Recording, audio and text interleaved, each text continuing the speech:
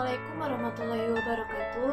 Perkenalkan, saya Wafi Paradisa Awori dengan NIM 19234023 pada mata kuliah Preservasi dan Konservasi dengan dosen pengampu Ibu Desriani.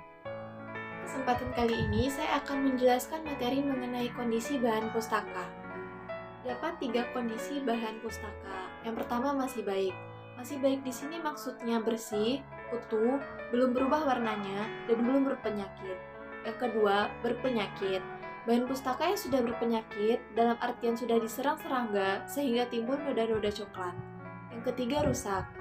Bahan pustaka yang telah rusak dengan tingkat kerusakan tertentu sehingga memerlukan perbaikan dan bahkan ada yang sudah terlalu parah sehingga tidak dapat diperbaiki lagi. Artian pelestarian.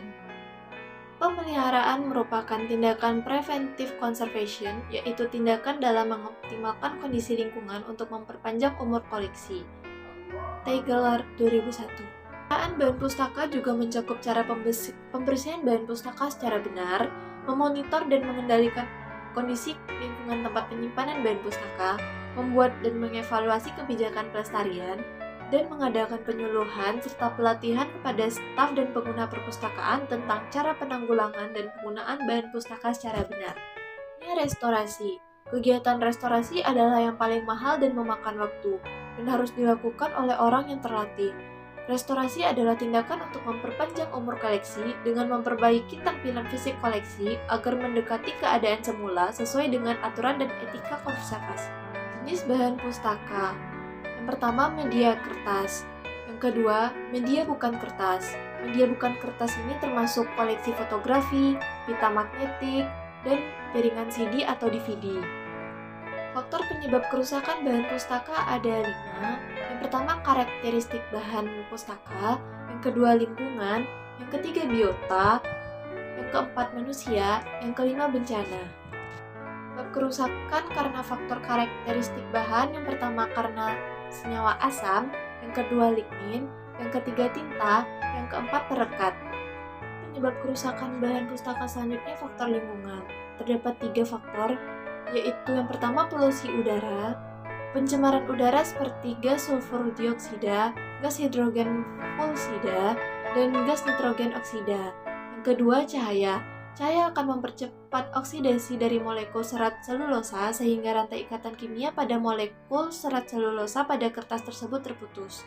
Yang ketiga, temperatur atau kelembapan. Perubahan temperatur akan menyebabkan perubahan kelembapan. Fluktuasi yang sangat drastis akan besar pengaruhnya terhadap kerusakan kertas. Karena faktor biota. Yang pertama, jamur.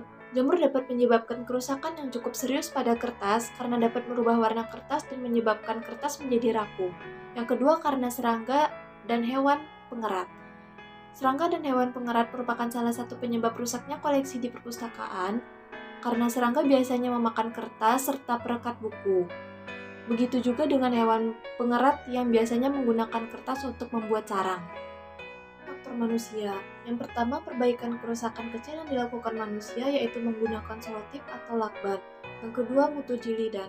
Proses penjilidan yang terlalu kuat dan tidak sesuai sehingga membuat bahan pustaka cepat rusak. Yang keempat, pemakaian berlebihan.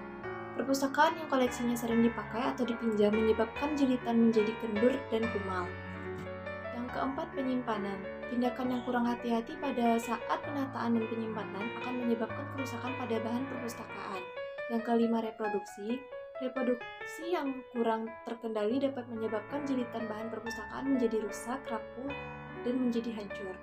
Yang kelima, penataan dan penyimpanan. Tindakan yang kurang hati-hati pada saat penataan dan penyimpanan akan menyebabkan kerusakan pada bahan perpustakaan. Penjelasan saya mengenai materi kondisi bahan pustaka pada mata kuliah Preservasi dan Konservasi. Untuk terlebih dan terkurangnya saya mohon maaf. Wassalamualaikum warahmatullahi wabarakatuh.